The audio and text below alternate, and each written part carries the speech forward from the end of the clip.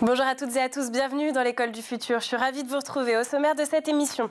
On ouvre avec notre focus. Quand on pense apprentissage de l'histoire, on imagine souvent une pile de manuels scolaires. Lui a choisi YouTube. Entre anecdotes surprenantes, humour et pédagogie, Rivenzi a trouvé une manière bien à lui de transmettre le savoir. Portrait d'un YouTuber qui dépoussière le passé. Et puis, notre chroniqueuse du jour nous partagera son idée derrière la tech. Etanit Belaïch, bonjour. Bonjour Lisa. De quoi est-ce que vous nous parlez aujourd'hui? Je vais revenir avec vous sur les conclusions de la commission d'enquête parlementaire TikTok. Elles sont sorties le 11 septembre. On en parle tout à l'heure. Quant à notre sujet du jour, il touche lui aussi à l'histoire, ou plutôt aux histoires, celles que l'on découvre dans les livres, celles qui nous permettent d'apprendre, mais aussi de s'évader et de rêver. Pourtant, donner le goût des livres à nos enfants reste un défi aujourd'hui. Alors, comment les réconcilier avec la lecture et comment transformer les écrans en alliés plutôt qu'en adversaires? C'est ce que propose Je tu lis, que nous allons découvrir avec vous. Alexandra Oriano, bonjour. Bonjour. Vous êtes directrice de projet chez Je tu lis, qui a été vous avez justement accompagné le développement de cet outil. On découvre tout ça ensemble dans un instant. C'est juste après le focus. Avec autant d'humour que de sérieux, il représente une nouvelle génération de vulgarisateurs historiques sur Twitch et sur YouTube. Ce jeune breton partage sa passion au plus grand nombre à travers des documentaires captivants. Du haut de ses 29 ans, Rivenzi nous emmène sur les pas de ceux qui ont marqué l'histoire avec un grand H. Il est notre influenceur du jour par Dylan Kohler. Dans l'univers foisonnant de la vulgarisation historique, Rivenzi a son mot à dire. Ce breton de 29 ans s'est donné pour mission de partager l'histoire avec un grand H, captivant des milliers de spectateurs sur Twitch et YouTube. De son vrai nom Théo Runbo, il fait de sa passion un véritable métier. Armé d'un humour bien trempé et d'une rigueur d'historien, il plonge son audience dans les méandres du passé. Son terrain de jeu favori? Les jeux vidéo historiques qu'il utilise comme port d'entrée vers des récits captivants. Depuis plus d'un an, une grande partie de son travail est consacrée à la réalisation de documentaires historiques, accompagné du regard expert de spécialistes universitaires. Un parcours admirable pour le jeune étudiant en histoire et histoire de l'art qu'il était il y a encore quelques années. Aujourd'hui, je me suis levé tôt, très tôt, pour aller sur l'un des lieux historiques les plus connus au monde, pour suivre le destin de ceux qui se sont échoués ici. Bienvenue en Normandie. Ici, il y a 79 ans jour pour jour, 34 000 soldats américains débarquèrent à partir de 6h30 du matin et donnèrent le coup d'envoi du débarquement amphibie le plus ambitieux de l'histoire. Répartis sur 5 plages entre la Manche et le Calvados. 5 plages, dont une restera tristement célèbre. Sur Twitch, Rivenzi rassemble une communauté fidèle, avide de connaissances et de divertissement. Mais c'est sur YouTube qu'il fait vraiment exploser les compteurs. Son documentaire sur la bataille de la Somme a d'ailleurs conquis des centaines de milliers de spectateurs en seulement quelques heures. Qui aurait cru qu'un jeune breton passerait de guide touristique à la Pointe du Raz à guide historique sur le web? Certainement pas Rivenzi lui-même. Ce dernier avoue même avoir découvert Twitch presque par hasard. Aujourd'hui, il jongle entre ses streams, ses vidéos YouTube et même quelques apparitions télé. Mais bien qu'il excelle dans la vulgarisation historique, il ne s'y cantonne pas pour autant. Jeux vidéo, cuisine, sport, son contenu est aussi varié que passionnant. Rivenzi incarne ces passeurs d'histoire nouvelle génération, parvenant à combiner avec brio la rigueur académique et les différents codes du web. Alors, si vous êtes prêt à remonter le temps pour en apprendre toujours plus sur les mystères de notre passé, vous avez trouvé l'homme qu'il vous faut. En France, les jeunes lisent de moins en moins pour le plaisir. C'est le constat posé par une étude menée par Ipsos pour le Centre national du livre en 2024. Une étude qui montre que 84% des jeunes lisent encore dans le cadre scolaire ou professionnel, tandis que le temps de lecture par pur loisir plafonne, lui, à 19 minutes par jour, loin derrière les 3 heures et plus passées devant les écrans. Pourtant, lire reste la clé de tous les apprentissages. Alors, comment redonner le goût de la lecture, et ce, dès le plus jeune âge? C'est tout l'enjeu de notre sujet du jour dans la première partie du talk. Et pour m'accompagner en plateau aujourd'hui, Alexandra Oriano, vous êtes directrice de projet de Je Tully. Alors déjà, très simplement, est-ce que vous pouvez nous expliquer ce qu'est Je Tully ? Bien sûr, merci beaucoup déjà de me recevoir aujourd'hui. Je Tully, c'est une application innovante, une ressource éducative à destination des enseignants et de leurs élèves qui a pour objectif de développer la lecture sous un angle un petit peu différent de ce qu'on voit d'habitude chez d'autres acteurs, sous un angle un peu plus plaisir. De développer aussi un accès à la culture, et ce, du CP au CM2. Pour le moment, on est surtout présent en école primaire, ce qui permet de venir, comme vous le disiez, dès le plus jeune âge, réintroduire cette notion, cette aide à la fois à l'apprentissage de la lecture et en même temps cette lecture comme compagnon, comme moment de plaisir important, parce que c'est ce qui permet de développer, comme vous l'avez dit, tout le reste, tous les savoirs fondamentaux. Un élève qui ne sait pas bien lire, il ne pourra pas lire une consigne en maths, il ne pourra pas lire une carte en géo. L'apprentissage de l'écriture sera difficile. Donc on est vraiment revenu à la base de l'apprentissage scolaire. Pourquoi avoir lancé ce dispositif en 2019 ? De quel constat est-ce que vous êtes parti ? On est parti de plusieurs constats. Le premier, ça a été l'importance de la lecture pour l'apprentissage des savoirs fondamentaux et le fait que beaucoup d'enfants avaient de plus en plus de difficultés à lire. Le deuxième constat, ça a été qu'une fois qu'on sortait un peu de Paris ou des grandes villes, on se rendait compte que l'accès à une littérature jeunesse de qualité n'était pas forcément là, parce qu'il n'y avait pas forcément beaucoup de médiathèques, notamment en milieu rural, il n'y a pas forcément beaucoup de librairies avec un rayon qui soit bien spécialisé, qui soit bien achalandé. Et troisième constat, les enseignants manquaient à l'époque, et malheureusement manquent toujours aussi aujourd'hui, d'outils numériques innovants, mais qui soient simples, qui soient intuitifs, qui soient faciles à utiliser, qui leur fassent gagner du temps, qui réduisent en fait finalement aussi leur charge mentale professionnelle au lieu de simplement se rajouter. Alors justement, comment est-ce que ça fonctionne concrètement à la fois du côté des élèves et des familles et aussi du côté des enseignants? Comment l'outil s'intègre dans les classes? Alors, on a un outil qui est disponible sur plusieurs devices, donc sur smartphone, tablette, ordinateur, TNI. Donc un usage qui peut être en classe, sur le temps de classe, ou hors classe, en famille. D'où notre nom complet, Je Tully en famille.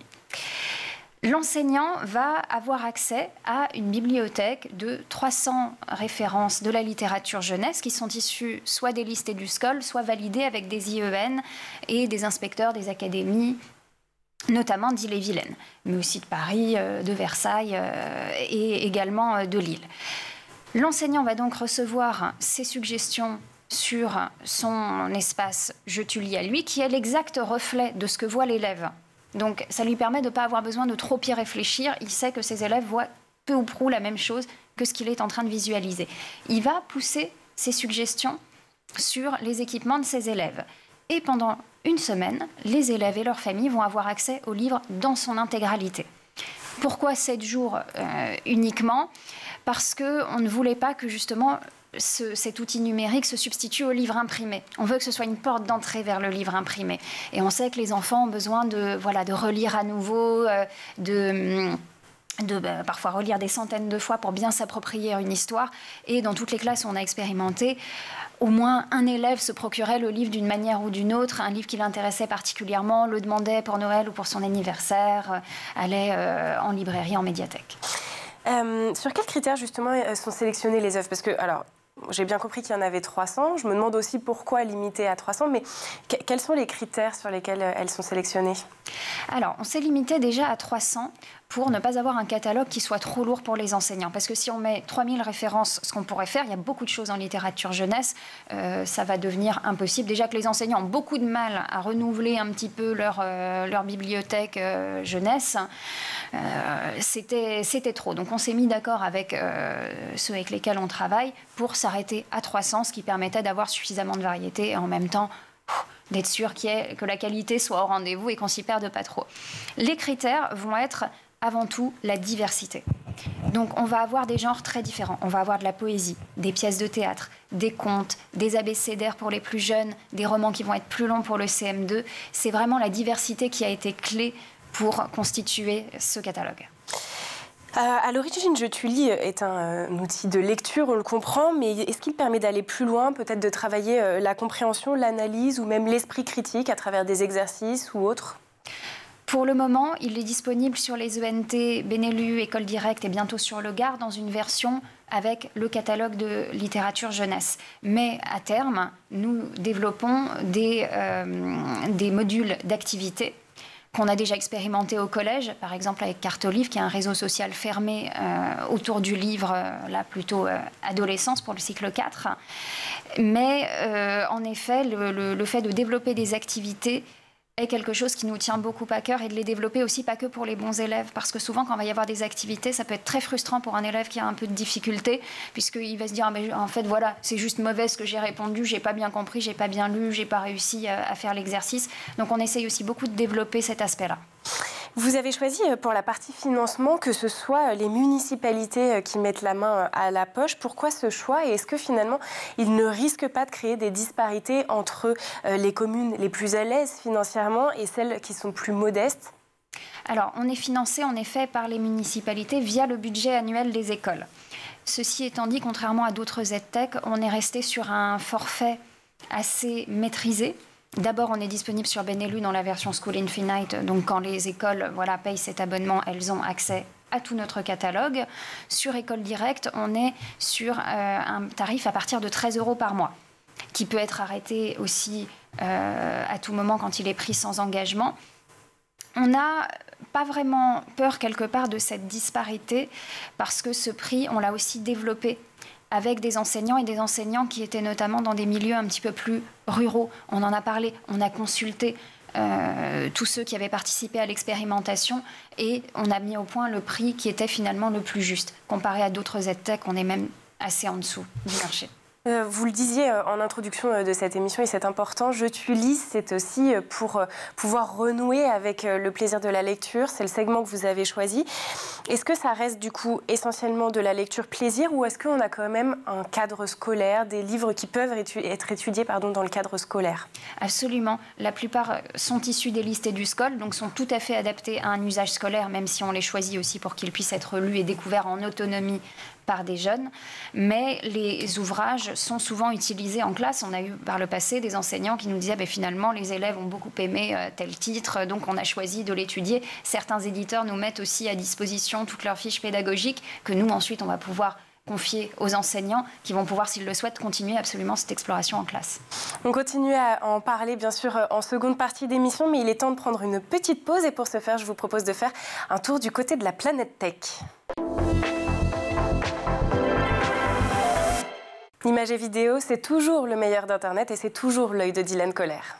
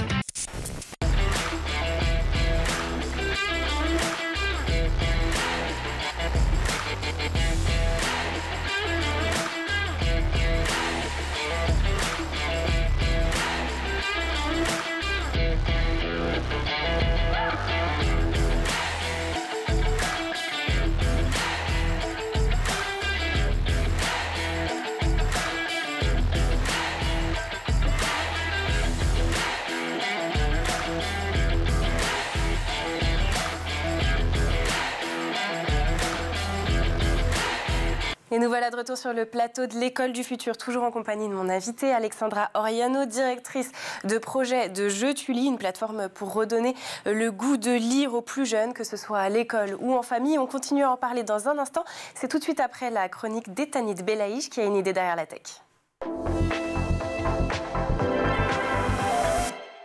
On le disait en début d'émission, la commission d'enquête parlementaire sur les effets psychologiques de TikTok a présenté ses conclusions le 11 septembre. Il ressort 43 recommandations pour lutter contre un réseau hors de contrôle à l'assaut de la jeunesse. Ce sont les termes du document Etanit. L'interdiction des réseaux sociaux aux moins de 15 ans et un couvre-feu numérique pour les 15-18 ans. Ce sont les principales recommandations de la commission qui a étudié pendant 6 mois les répercussions du réseau social sur nos jeunes. Il faut rappeler que parallèlement, une consultation publique a été lancée, consultation à laquelle 30 000 personnes ont répondu, dont 2 tiers de mineurs. Et ce qui en ressort aujourd'hui, c'est que les utilisateurs qui vont sur TikTok passent plus de temps sur le réseau qu'ailleurs, plus de 2 heures pour un tiers d'entre eux. Imaginez, c'est autant de temps qu'un cours de maths au lycée, d'où les préconisations du rapport. Et soulignons par ailleurs que parmi ces utilisateurs, si la majorité ne fait pas confiance au contenu visionné, un quart tout de même est confronté à des contenus choquants. Écoutez le constat de cette TikTokeuse. Car TikTok a énormément changé en l'espace de 2 ans et demi seulement. Vraie question, mais qu'est-ce qu'ils ont mis en place suite à cette commission d'enquête? Je suis choquée des dérives sur cette plateforme. C'est extrêmement grave ce qui se passe sur TikTok. La plateforme est en train de dégringoler. Les coprésidents de la commission eux-mêmes, Arthur Delaporte et Laure Miller, concluent aujourd'hui que TikTok est, je cite, un océan de trash où les contenus néfastes pullulent pour capter l'attention à tout prix, et notamment celle du jeune public. Il faut dire que les drames autour de TikTok ont fait couler beaucoup d'encre. C'est le cas de le dire. Un collectif de 7 familles a signé en justice l'application en France. C'était à la fin de l'année dernière. Algos Victima, c'est le nom du collectif, accuse TikTok d'avoir exposé les enfants des plaignants à des contenus qui auraient fait la promotion de l'automutilation, des troubles alimentaires et même du suicide. 2 d'entre eux se sont d'ailleurs donné la mort. Alors, quel est l'objectif d'Algos Victima avec cette action ? Eh bien, c'est de faire reconnaître la responsabilité du réseau social dans la dégradation de la santé des enfants du collectif, selon un communiqué de presse. Mais pour revenir à la commission d'enquête parlementaire, plus de 160 personnes ont été entendues entre avril et juin et des auditions ont marqué Internet. Peut-être avez-vous vu passer en juin l'échange musclé entre l'influenceur masculiniste Alex Hitchens et les députés membres de la commission. Je vous propose de le regarder. Vous avez pris 10 secondes de mon propos, vous l'avez isolé et vous venez de me le balancer à la gueule. Oui, c'est le problème de TikTok. À la gueule, excusez-moi, mais vous prenez son téléphone, si elle refuse, c'est une pute fin de relation, c'est pas moins problématique. Sur TikTok et sur YouTube, les conditions... Excusez-moi, je vais finir. Laissez-moi finir, s'il vous plaît. Vous changez de sujet. Je vous demande de me laisser finir. C'est moi qui mène l'audition, je suis président de la commission d'enquête, je vous demande de me laisser finir. Je suis président, excusez-moi, on va couper le son de monsieur Hitchens. S'il vous plaît, si vous continuez. Voilà. Donc je finis mon propos, s'il vous plaît. Je vous disais... Au revoir, monsieur. Voilà. Bonne journée. Je finis mon propos. Mais qu'est-ce qui a généré un tel accrochage ? Eh bien, pour remettre cet extrait dans son contexte, après avoir expliqué au début de son audition qu'il jugeait à TikTok néfaste, car ces formats courts permettent de manipuler l'information, selon lui, Alex Hitchens ou Isaac Mayembo, de son vrai nom, a accusé Arthur Delaporte, coprésident de la commission, je le rappelle, de tomber dans le piège après avoir énuméré plusieurs propos sexistes qu'aurait tenu l'influenceur. Aujourd'hui, l'accent est clairement mis sur le déni de responsabilité des plateformes, mais aussi sur le sentiment d'impuissance des autorités publiques, impuissance face à une application dont l'algorithme priverait les jeunes de sommeil et favoriserait même le mal-être.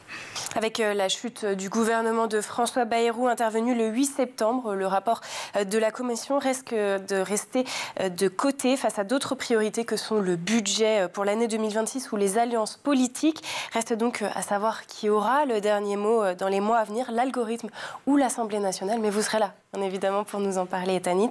Merci beaucoup pour cette chronique. Vous restez avec nous, bien sûr, puisqu'il est temps de reprendre nos discussions là où nous les avons laissées dans la seconde partie du talk. Toujours avec mon invitée Alexandra Oriano, directrice de projet chez Je Tu lis, avec qui on parlait bien sûr du plaisir de la lecture, le fait de le redonner aux plus jeunes, qu'il s'agisse des classes ou dans les familles. Et justement, Ethanit, vous aviez une question à ce sujet. Je voulais savoir quelles étaient les réactions du public, en particulier des jeunes, face à votre initiative. C'est une question très intéressante, surtout au vu du sujet que vous évoquiez sur les plateformes. Les jeunes qui nous ont donné leur retour, alors souvent fin cycle 3, début cycle 4, ils vont être très preneurs de justement ces nouvelles propositions pour diversifier un petit peu leur utilisation du smartphone, des écrans, des réseaux sociaux, de tous les réseaux en général. Et quand ils sont plus jeunes, ils vont adorer en fait avoir accès à autant de livres et autant de diversité. C'est assez intéressant aussi de voir la manière dont les enseignants se saisissent du sujet. Je sais qu'il y a certains enseignants qui choisissaient le vendredi en fin de journée de commencer à lire un petit extrait à leur classe, de couper à un moment où toute la classe « Oh non, pitié, lisez-nous la suite ». Vous lirez la suite demain quand je vous aurai partagé le reste de l'ouvrage. Donc on a eu vraiment des retours assez enthousiastes, à la fois de la part des enseignants et des élèves, et c'est à eux avant tout qu'on s'adresse. Alors vous parliez justement de cet aspect numérique, hein. Je Tu lis, ça reste un outil numérique qui est souvent perçu justement comme l'ennemi du livre, et pourtant, je le disais, vous faites le pari inverse, transformer l'écran en allié de la lecture. Alors pourquoi avoir choisi ce média pour promouvoir la lecture ? Il y a plusieurs choses. D'abord, quand on s'est lancé en 2019, on a consulté différentes études pour vérifier aussi déjà le bien fondé de notre projet. Aujourd'hui, d'après les informations qu'on a, ça peut toujours évoluer, mais c'est important quand même de le dire, le cerveau ne fait pas beaucoup la différence entre la lecture sur un écran ou sur du papier. Au niveau cognitif, il ne se passe pas grand-chose de différent, ce qui n'a rien à voir par contre quand on regarde une vidéo ou quand on écoute de la musique. Là, l'activité du cerveau n'est pas du tout la même. Il y avait déjà ce premier point, donc on était rassurés à ce niveau-là, on se disait, bon, on peut parfaitement proposer donc un outil numérique qui soit basé sur de la lecture. Ça nous permet aussi, le numérique, de mettre à disposition des ouvrages très qualitatifs, souvent aussi des nouveautés, directement à disposition. On n'a pas besoin d'aller les retrouver en médiathèque, qui ne les aura pas forcément, on n'a pas besoin d'aller les chercher en librairie.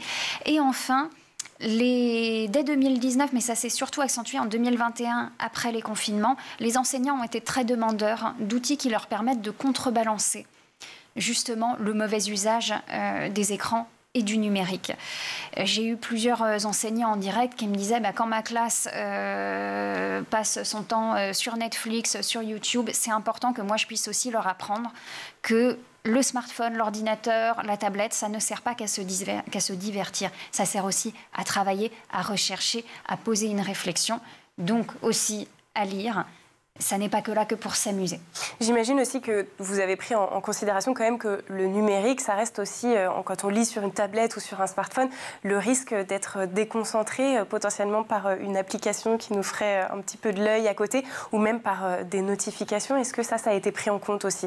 Ça a été pris en compte, absolument. C'est aussi pour ça qu'on a développé le module sur TNI et sur ordinateur qui permet d'être un petit peu moins déconcentré, notamment pour une utilisation en classe. C'est un point très important qui est ressorti notamment dans la dernière étude du CNL, le fait que la lecture n'a jamais été autant interrompue. Donc voilà, on essaye de toute manière, avec plusieurs outils qu'on a à disposition, de réduire cela. Ce qui est sûr, c'est qu'on pense que 10 minutes sur écran pour lire un conte de Perrault, ça vaut mieux que 2 heures qu'on peut passer sur TikTok à zapper.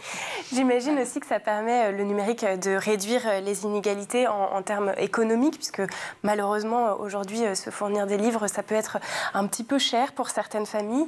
C'est un point très important parce que quand on s'est lancé en 2019, certains acteurs éducatifs nous ont dit oui, mais est-ce que vous risquez pas de renforcer la fracture numérique ? Mais en fait, malheureusement, le fait est aujourd'hui qu'on trouve beaucoup plus facilement chez les familles un smartphone connecté à Internet qu'une bibliothèque jeunesse bien fournie.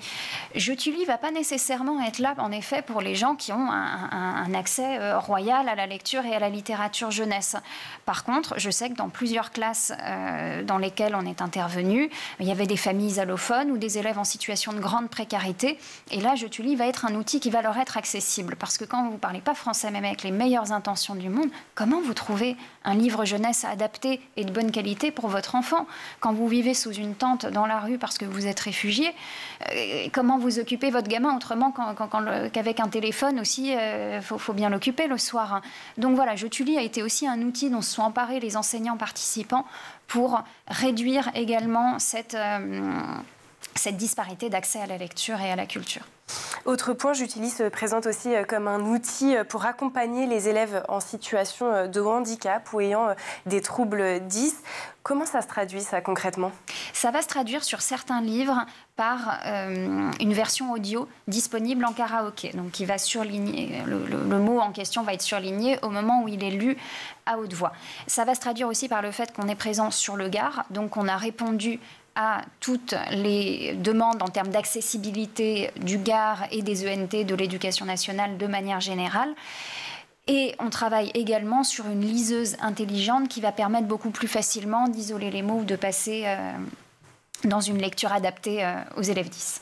Alors, en restant justement sur ce sujet du numérique, on le disait, les jeunes découvrent aussi les livres numériques, les mangas en ligne, les fanfictions, les livres audio, comme vous venez de nous en parler. Quels sont, selon vous, les bienfaits de ces nouvelles formes de lecture? Et surtout, est-ce que toutes les lectures se valent? Alors, c'est une question très intéressante. En tant que professionnel du digital et du NetTech, je ne vous ferai pas une réponse d'éducateur ou de spécialiste de l'éducation. Cependant, toutes les lectures sont bonnes à prendre. Oui, toutes les lectures, malheureusement ou heureusement, ne se valent pas. On le sait. C'est d'ailleurs pour ça qu'on propose sur Je Tullie un petit peu de BD, mais pas trop. Mais par contre, on va aussi aller sur des documentaires, des pièces de théâtre, de la poésie, qui parfois vont être peut-être un petit peu plus simples pour certains élèves, parce qu'il y a un peu moins de phrases longues, peut-être des illustrations un peu plus agréables et moins ardues que dans un roman de 500 pages. Mais la lecture d'une phrase construite, complète, est toujours beaucoup mieux que la lecture d'un phylactère qui serait un petit peu trop bref. Je me permets de faire un petit retour en arrière. Vous nous disiez que les ouvrages étaient disponibles en intégralité durant 7 jours. Là, vous avez évoqué l'exemple d'un roman de 500 pages. 500 pages en 7 jours, quand on est en école primaire, j'imagine que ce n'est pas à la portée de tous les élèves. Est-ce qu'il n'y a pas une frustration qui se crée aussi de ce côté-là?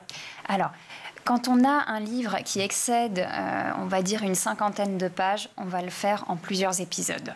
Déjà, tout simplement, on va se baser plutôt sur des recueils de contes, par exemple, dans ce cas-là, qui vont permettre une lecture qui soit un peu plus étalée dans le temps et qui ne soit pas, en effet, qui ne crée pas de frustration, comme vous le disiez. Il y a aussi un module qu'on a intégré pour réduire justement cette frustration, en tout cas expliquer pourquoi on s'arrête au bout de 7 jours. Une fois qu'on a dépassé cette période d'une semaine, le livre, en effet, n'est plus disponible en intégralité. L'extrait reste disponible pour tout le monde, enseignants, famille, là-dessus, pas de sujet. Et à la fin de l'extrait, on va proposer à l'élève de géolocaliser les librairies ou les médiathèques autour de lui et l'inciter à aller poursuivre cette aventure avec le livre imprimé. En 2022, le dispositif a été expérimenté en chinois, piloté par l'Académie de Versailles. Ça veut dire que Je Tullie peut aussi s'adapter à d'autres langues et d'autres cultures? Absolument. Là, il s'est adapté aux demandes des professeurs de langue, donc avec un angle un petit peu plus activité pour découvrir la langue et la culture chinoise, quelque chose d'ailleurs d'assez qualitatif, où les élèves vont pouvoir découvrir au fil des activités, par exemple, une carte vue du point de vue de la Chine, le principe du boulier compteur et les fameuses émissions très en vogue en Chine où des enfants calculent en boulier beaucoup plus rapidement que des adultes avec une calculatrice. Et en effet, on a vraiment travaillé ce module plutôt pour le secondaire, mais pour aller toujours vers plus de découvertes culturelles et d'ouverture au monde. Bon, c'est sur ces mots et sur l'accompagnement à la fois des plus jeunes et aussi des plus grands vers la lecture qu'on termine cette émission. Merci beaucoup Alexandra Oriano. Je le rappelle, vous êtes directrice de projet chez Je Tu lis. Merci d'avoir été avec nous sur ce plateau. Merci aussi à Etanit Belaïch pour ses chroniques. On se retrouve très rapidement. Merci aussi aux équipes en régie et à Édouard Degnaud d'avoir produit cette émission. Et surtout, merci à vous de nous avoir suivis. On se retrouve demain, même heure, même endroit sur School TV. D'ici là, portez-vous bien.